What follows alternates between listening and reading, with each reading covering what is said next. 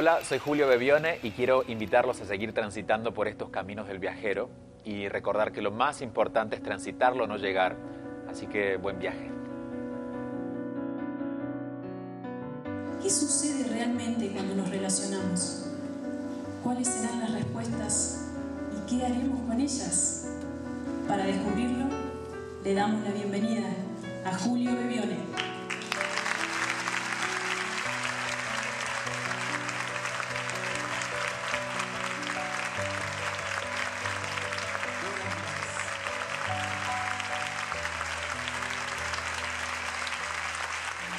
Aquí en Caminos del Viajero, Viajeros del Camino, hoy en la ciudad de Trelew, un gusto presentarles a Mirta Lidia Antón, que ha estado ajetreadísima recibiendo a Julio Bebione. Hola Mirta. Hola Silvia, ¿cómo estás? Un gusto, sí, un placer que estén ustedes, que hayan venido a acompañarnos y a conocer a Julio. La verdad que no nos lo podíamos perder. Nos interesa mucho todo el trabajo que vos estás haciendo. Vemos que te estás desarrollando un trabajo solidario. Bueno, contanos cómo se te ocurre la idea de traer a Julio. Bueno, yo en realidad lo conozco a Julio a partir del 2006, cuando empiezo a tomar seminarios en Buenos Aires, lo voy a conocer a partir de los libros que él escribe. Y bueno, después de haber asistido en 2 o 3 oportunidades de viajar exclusivamente, se me ocurre la idea de que había mucha gente que tenía que escucharlo, porque él tiene un mensaje muy simple, muy claro, muy fácil de entender. Entonces me parecía que la gente necesitaba eso. Y bueno, a partir de allí nació la intención de traerlo. Y desde el 2007 que Julio está trabajando con nosotros, que viene a distintas actividades, hemos hecho retiros, hemos hecho intensivos, diferentes actividades. Y estamos vinculados desde ese lugar. A partir de esa tarea surgió la iniciativa de traer a otras personas. Creo que bueno, la intención es como de abrir las conciencias. A veces la gente no se mueve del lugar y necesita que vengan otros, ¿no?, a inspirarlos. Y me parece que en este momento justamente, bueno, un poco lo que pasa hoy con Julio es que tenemos la sorpresa de que hemos vendido la totalidad del teatro. Entonces yo creo que eso a nosotros nos alienta, porque quiere decir que es como que se va expandiendo, ¿no?, una nueva forma de pensar. Y cuando decís nosotros, Mirta, ¿a quién te referís? En realidad me refiero a un grupo de amigas con las que comparto este camino de nuestra propia búsqueda personal, de crecimiento, y en realidad es este grupo de amigas que colaboran conmigo. Ustedes ven que hoy hay un montón de mujeres que están atendiendo los distintos lugares, pero es simplemente por vocación y por amor, ¿no? Por amor a esto, a dar a otros la posibilidad de que tengan este contacto. Y también por amor hacemos todo el trabajo solidario con los comedores. Contanos un poquito de eso. ¿Están pensando en algún momento en formar algún grupo? Nos han propuesto, sí, como transformarnos en algo. Todavía no sabemos. En realidad somos pocas, 5 o 6, y trabajamos desde este lugar, ¿no?, del propio vínculo con nosotros y desde este convencimiento y confianza. Tal vez más adelante, si la cosa crece, podamos volver, pero podamos formar algo. Pero por el momento están trabajando mucho. Esfuerzo y nos sentimos bien con eso. El tiempo se convierte en una ilusión cuando empezamos a conectarnos con lo que nos encanta hacer, aunque sea un ratito. En mi Twitter digo que soy un viajero, porque también lo soy, un buscador porque también lo soy, un comunicador porque ese es mi talento, un curioso.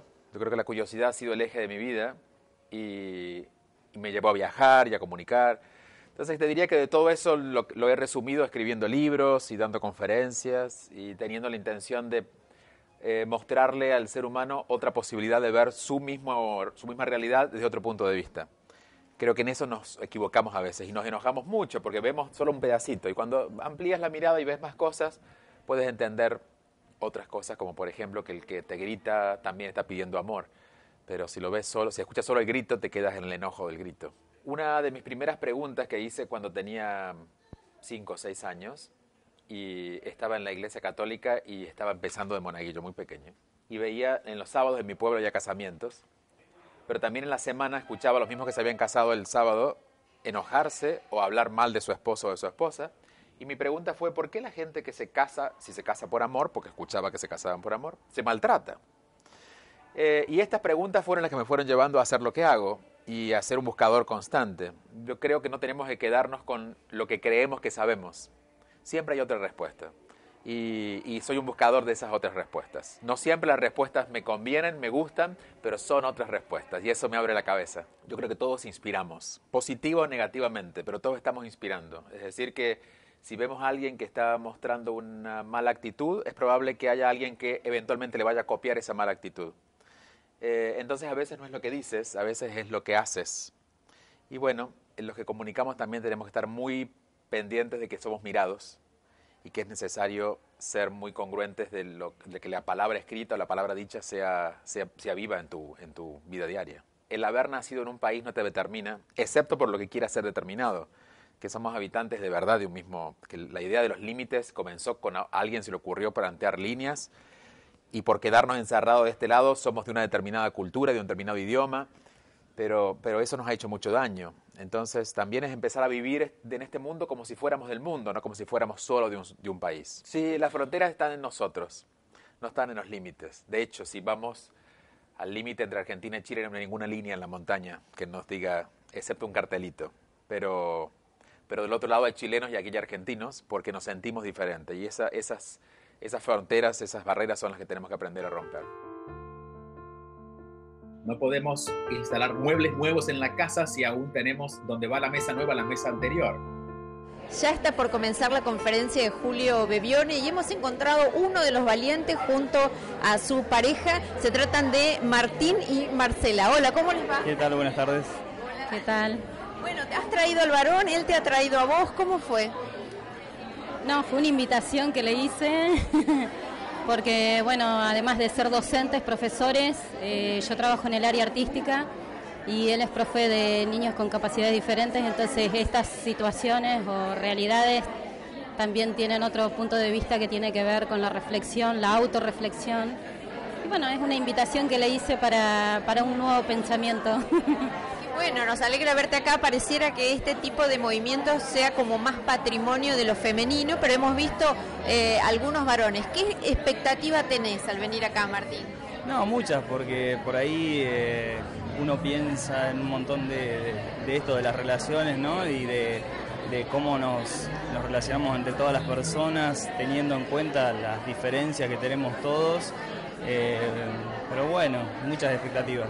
También me llamó la atención, como decías vos, poquitos varones, pero bueno, acá estamos y... Hay algunos, yo recorrí toda la cola que llega hasta la esquina y da la vuelta y hay un par más ahí.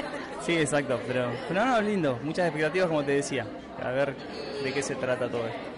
¿Te interesa intentar ese cambio, ese acercamiento a lo espiritual? Sí, por supuesto. Estamos en una etapa del mundo donde vemos que es necesario hacer algunos cambios y, bueno, empezar de a poco para poder cambiar algo en este mundo. ¿Qué esperarías encontrar? Un poco de paz interior, ¿no? No solo de uno, sino para tener paz interior con la gente que uno se relaciona en esta sociedad. Hermoso el mensaje, búsqueda de paz interior. Bueno, les agradecemos muchísimo, que la disfruten y bueno, seguramente vamos a ver las sonrisas al salir, ¿no? Gracias. Gracias. Gracias a vos. Cuando no hay amor, hay miedo. Cuando hay miedo, hay oscuridad. Y en la oscuridad nos inventamos historias. Y en esas historias comenzamos a ver fantasmas. Y los fantasmas son. Creo que hay un mito con esto de las relaciones de que deben ser de determinada manera. Y porque no son de determinada manera, o nos quedamos solos o nos sentimos que estamos fracasando si estamos con alguien y no estamos felices. Y en realidad es un trabajo. Para que las relaciones funcionen es un trabajo, que es el trabajo del amor, que es literalmente un trabajo. No es que porque nos enamoramos la cosa funciona o porque nos queremos, hay un trabajo que hacer. Pero que ese trabajo comienza por uno mismo. Es decir, que la primera relación es con nosotros. Entonces, si empezamos a ordenarnos con nosotros, dejamos de pedirle al otro lo que después nos va a ser insatisfactorio permanentemente. Si no me considero valioso y le pido al otro que me haga sentir valioso, nunca va a ser suficiente. Entonces, bueno, el planteo que haremos esta noche es a partir de allí, ¿no? Cómo relacionarnos con el entorno a partir de la relación con nosotros mismos. Bueno, ¿y qué es lo que se hace justamente para empezar por uno mismo? ¿Cómo comenzamos? Haciendo lo mismo que hacemos por los otros. Si pensáramos en alguien que nosotros amamos mucho, que tenemos compasión, que le tenemos cariño, que le dedicáramos tiempo, que podría ser alguien, un amigo, ¿no? Hiciéramos una lista de todas las cosas que hacemos por esa persona, pero las empezamos a hacer por nosotros, si nos dedicamos ese tiempo, si en vez de, o además de llamarlo 1 hora por teléfono, nos sentamos a preguntarnos por 1 hora, ¿cómo estoy? ¿Qué necesito? Si en vez de, o en lugar, o además de ser compasivo con la otra persona porque puedo dejarle pasar eso que no me gustó, puedo hacer eso mismo conmigo, dejando pasar eso que hice, que fue un error, y sé que lo hice porque no sabía otra cosa. Es decir, que no tenemos que aprender nada nuevo, sino crear realmente una relación con nosotros tal como la tenemos con las personas que amamos. Yo creo que eso modificaría de manera potente nuestra vida. No importa cuánto dedicamos a lo que no nos encanta hacer, pero empecemos a incorporar, a instalar en nuestra vida aquellos que sí nos encanta hacer. Es como si a un lugar a oscuras le prendiéramos una lucecita. Ya hay un cambio. Aquí en Caminos del Viajero nos encontramos con una querida amiga, se trata de Silvia Solís, que estamos aquí en las preliminares de la charla con Julio Bebione. Hola Silvia, que estás con tu mamá, hola. Buenas tardes Silvia, ¿cómo andás? Muy bien. ¿Qué te trajo acá, Silvia? Bueno, como esto, por circunstancias de mi vida y esas cosas fuertes que a uno le pasan, empieza a hacer cambios y búsquedas y todo eso. Empecé haciendo biomúsica, yoga, todas las cuestiones, y justamente en las clases de yoga mi maestro tenía una frase que tenía que ver con un libro y ahí empezamos, me lo prestó y todo eso, y bueno, que es el de las 52 semanas, y me puse a hacer ese trabajo porque me pareció interesante. Todo empezó por el tema de adicciones y me aportó una mirada totalmente diferente, ¿no? Y que bueno, como que me parecía que era mucho más profunda de las cosas que a uno a veces le dicen, sobre todo para dejar de fumar. Qué interesante, o sea que sentís que te ayudó en esta búsqueda que emprendiste, fuiste encontrando alguna herramienta. Por distintos lados, y bueno, y hago el ejercicio como mi mente es muy poderosa. No voy siguiendo la secuencia de las 52 semanas, sino lo abro en cualquier lugar para trabajar ese tema esa semana, y hay una sincronicidad con todos los procesos que uno viene haciendo. Y bueno, y entonces a partir de ahí también le comento a mi mamá, y entonces me pareció que también le podía interesar, le gustó mucho, y bueno, y acá estamos. Ella de Madrid, yo que estoy radicada en Trelew, pero bueno, esperando a ver de qué se trata la entrevista. O sea que, ¿cómo vas con el tema del cigarrillo? ¿Te has podido alejar un poco? Más o menos, porque hay momentos también, o sea, como yo sé que la adicción no es solamente al cigarrillo. Entonces hago un cambio de una cosa por otra y tampoco estamos en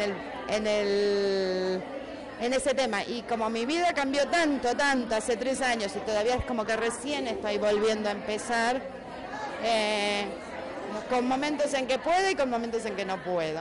Pero por lo menos ahora ya sé que es como que me descubro cuando me agarran los ataques así de fumadora compulsiva, empiezo a darme cuenta por cuál es la insuficiencia que tengo. En la medida que vamos resolviendo pensamiento a pensamiento, se hace mucho más fácil evitar estos estados emocionales que son los que nos enceguecen. Cuidar los estados emocionales, cuidar los pensamientos que nos van llegando y crear algún tipo de disciplina que nos mantenga en alerta. El Curso de Milagros, primero es un libro que se escribió en los años 70 y es una filosofía de vida, se puede decir, de cómo funcionamos en el mundo a partir de nuestro mundo interno. ¿Vos adherís a esa filosofía de vida? En su mayoría, sí. Sí, porque creo que el mundo que nos rodea es una expresión externa de lo que estamos viviendo adentro. Entonces, bueno, obviamente con las relaciones eso nos da muchas respuestas, porque nos hace entender que generalmente no estamos tan enojados por lo que pasa, sino por lo que nos pasa. Es decir, la razón por la cual lo que me dijiste me enojó es porque en algún momento yo pienso igual o no, pero está en mí. Porque si alguien me dice tonto y yo no me considero tonto, lo máximo que puedo hacer es reírme un rato. Pero si me dices tonto y me enojo, debe ser que algo está pasando en mí. Entonces, bueno, esa es es como la teoría del Curso de Milagros fue incorporándose a mis experiencias diarias, conmigo primero. ¿Y cómo te va con la gente? ¿Cuál es la respuesta? Porque a veces por momentos se torna un poco difícil, por momentos muy fácil cuando habla del perdón, de la liberación de la culpa, ¿no? O sea que a veces es muy tranquilizador. Mira, en general la gente lo ha recibido como un bálsamo porque sienten que al fin es posible. Cuando uno lee del perdón y lee porque está leyendo en un libro o alguien escucha que alguien habla del perdón, uno dice, yo quiero perdonar. Pero a veces el protocolo del perdón es tan largo y tan complejo que no llegamos. Y cuando entiendes de que es mucho más simple, y creo que ese intento sea mi tarea, simplificar esos conceptos o esas formas para que lo podamos aplicar, devuelve un poco la esperanza de que es posible y a partir de allí, bueno, hay una actitud diferente en la persona que recibe. Pareciera revolucionario, ¿no? Si bien se ha escrito, como vos decís, hace unos años ya, pero conceptos como el pecado no existe, la culpa no existe. No son reales. Existen en la medida en que cada uno las quiere alimentar, pero realmente no. La razón no son reales. Es una historia que nos contamos. Para que el mundo interior mande, tenemos que dar acciones conscientes, que son acciones que daremos siempre cuando nos sintamos en paz con lo que vamos a hacer. Muy bien, contanos qué es lo que te ha traído hasta acá. Mira, en realidad nada, creo que es un cambio. Yo a Julio no lo había escuchado nunca personalmente, en las otras oportunidades que vino acá a Trelew, y hace un tiempo que incursioné con todo este tema de la meditación, la respiración y de elegir un cambio de vida para uno, y bueno, así que era un desafío interesante para venir a escucharlo. ¿Has podido vivir el cambio en vos misma, en tu persona? Sí. ¿Cómo sería el antes y el después, brevemente, digamos? No, yo qué sé, yo arranqué con un grupo que es el arte de vivir, haciendo meditación con ellos, y la verdad que nada, a mí la verdad que es bárbaro. Yo, por lo menos en uno, yo creo que es como todo, uno tiene que hacerlo y practicarlo y ejercerlo, ¿no? Como cualquier hábito que uno tiene en su vida. Si no, es como que no sirve. Pero bien, y espero que esto me ayude a enriquecerme todavía más. La idea es esa. En ese camino iniciado. Tal cual. Exacto. El estar en paz es prioridad por sobre cualquier otra cosa. Es el momento, el momento específico en el cual la vida me invita a cerrar el ciclo.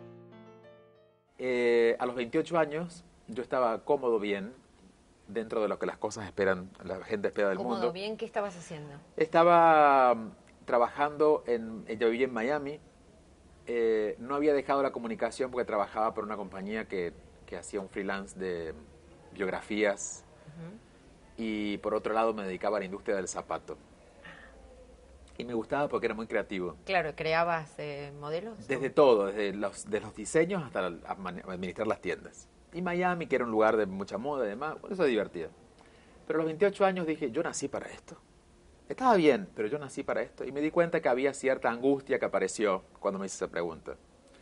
Entonces, lo que había hecho hasta los 28, desde los 24 que llegué a Miami y antes, cuando vivía en Córdoba, era asistir a grupos, siempre buscando respuestas. Y me di cuenta que en los grupos, de alguna forma, lo que hacía era poner en blanco y negro lo que quien explicaba. En el café siguiente a la clase yo decía, bueno, es esto. Y la gente decía, ay, ¿cómo no lo vi? Entonces dije, bueno, por ahí hay algo que puedo ayudar. Entonces decidí hacer un grupo del Curso de Milagros a los 28 años en Miami. Y bueno, empezó a llegar gente.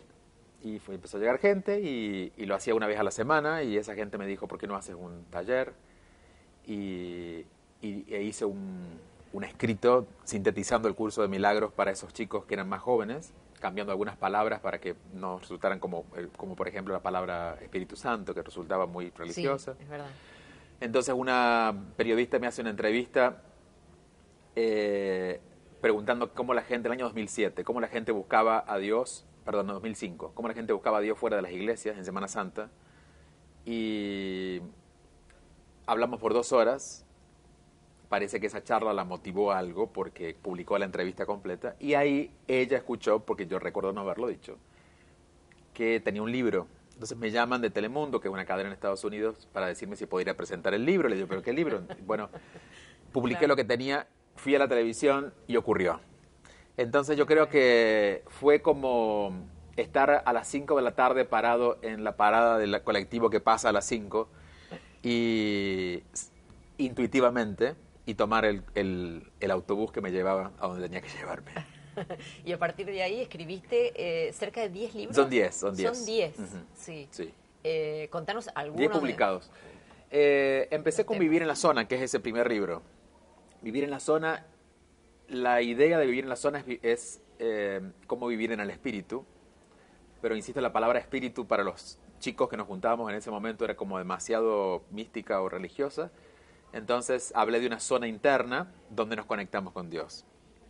Y después de ahí derivó 52 semanas para vivir en la zona, que es un libro como más de práctica del primer libro, una serie de abundancia, aceptación, relaciones y de silencio, son 4 títulos de una sola colección. Después viene un libro para niños.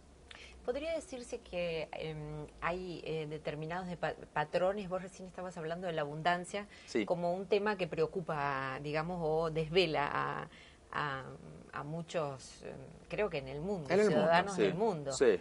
Quizás... Si no nos desvela la abundancia, nos desvela la carencia. La carencia, sí, sí, el poder llegar el no tener. Claro, el no tener. En algunos momentos cuando pensaba en América Latina, en países como Argentina, pensaba que estaba como muy ligado a su historia, ¿no? A la historia del inmigrante que vino, sí, con la carencia y las miguitas en el barco, ¿no? Entonces que eso estaba muy ligado a nuestro ADN. ¿Cómo lo ves vos? Sí, está ligado a nuestro ADN y está ligado al enojo por no haber tenido, entonces nos ha creado una sociedad exageradamente consumista, donde gastamos lo que tenemos y lo que no tenemos, porque si fuera real que juntamos hasta las miguitas, podríamos tener todos cuentas de ahorros, y este es un país más endeudado que ahorrado, o el continente, ¿no? Entonces sí, es un tema largo. Es muy interesante. De todas maneras, creo que la forma de empezar a desarmar eso es empezando a disfrutar lo que tenemos y agradeciendo lo que tenemos. Ni ir para atrás ni ir para adelante. Y eso, ¿qué tengo hoy? Y todos al menos estamos vivos, al menos. Hay gente que se da cuenta que no está tan viva cuando está muy enferma, ¿no? Y nosotros estamos vivos, por ejemplo. Tenemos donde dormir, si es que tenemos donde dormir. Y si no tenemos donde dormir, tenemos a alguien que nos facilitó un lugar. Es decir, siempre hay algo para agradecer. Y eso nos ayuda como a tomar conciencia de dónde estamos parados. Y eso borra memorias. El agradecimiento borra memorias. El agradecimiento primero es muy sublime en su forma, porque nos hace sentir muy bien. Nadie agradeciendo sufre. Y a nivel energético nos alinea, porque cuando agradeces, tu pensamiento está puesto en algo elevado, que te gusta, que te encanta, y toda tu emocionalidad también está elevada, porque estás agradeciendo. Entonces no dejas lugar a que la queja, a que el enojo o un pensamiento de carencia aparezca. ¿Adherís a la bioneuroemoción o descodificación? Sí, claro, yo creo que somos consecuencia de todas las pequeñas heridas que hemos ido teniendo y de todas las pequeñas grandezas que hemos ido ocultando. Entonces, encontrar las respuestas en esos primeros años o en esos hechos pasados nos amplía el mapa y uno puede ver más claro. ¿Has hecho vos tu árbol y tal? No he hecho nada. No he hecho nada de nada. Pues la gente me dice, mira, y hay no he hecho nada. Lo que hago es vivir.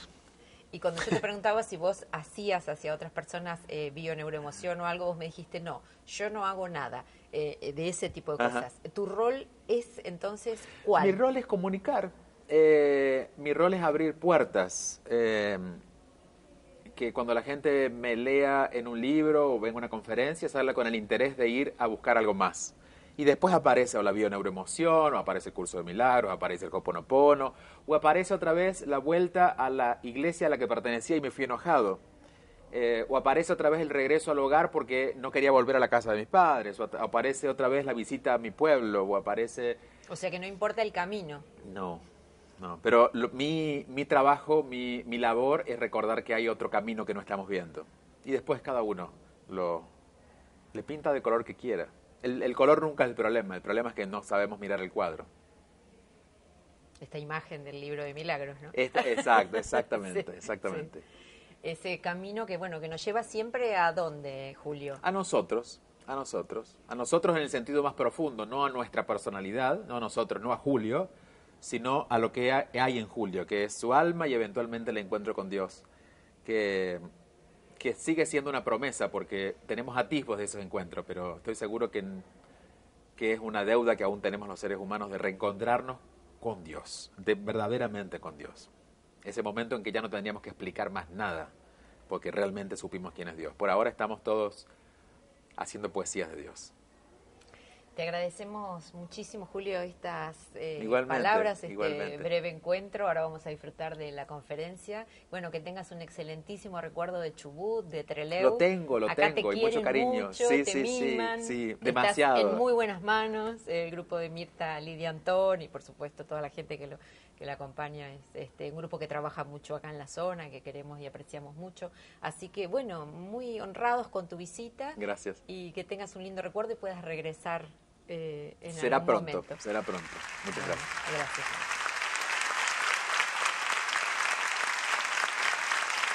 Buenas noches.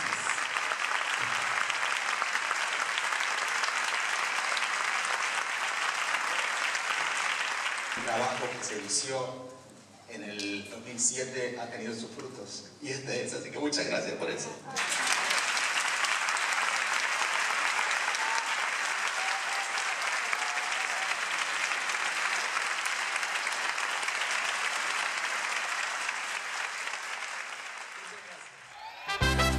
gracias.